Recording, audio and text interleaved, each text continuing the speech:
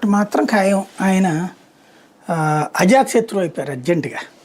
మొన్నటిదాకా ఆయన భాష అంటే ఆయన వే ఆఫ్ బాడీ స్టైల్ ఉంటుంది, ఇట్లా ఇట్లా మాట్లాడటం, అది దాన్ని కూడా కామెడీ చేసి అదే రాజ్యసభ బయట హల్చల్ చేసింది కాంగ్రెస్ పార్టీ.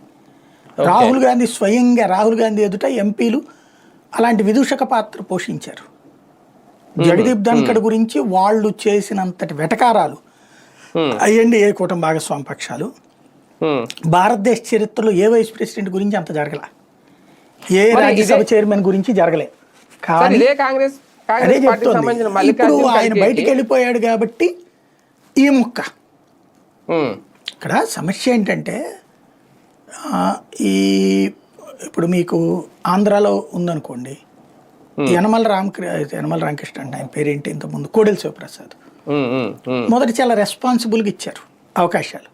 చంద్రబాబు గారు మాట్లాడతారు, తర్వాత జగన్మోహన్ రెడ్డి మాట్లాడతారు, దానికి కౌంటర్ ఇట్లాగా.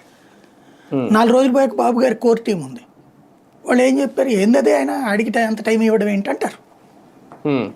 అప్పటి నుంచి మీరు చూస్తే జగన్కి తొక్కేయడం బిగిన్ చేశారు. అతనికి కౌంటర్ అంతకుముందు అయితే మొదటి ఏడాది చాలా బ్యాలెన్స్డ్గా వెళ్ళింది సభ. ఆ తర్వాత ఈ మేబీ పక్కన వాళ్ళు ఈ మాటలు అంటాం తర్వాత చంద్రబాబు గారి దగ్గర తన నెగిటివ్ అవడం ఎందుకు అనుకున్నారేమో, లేదా ఆయన వాదనే అని ఈయనకి ఏమన్నా ఇంటిమేట్ చేశారేమో. అప్పటి నుంచి ఇక పూర్తిగా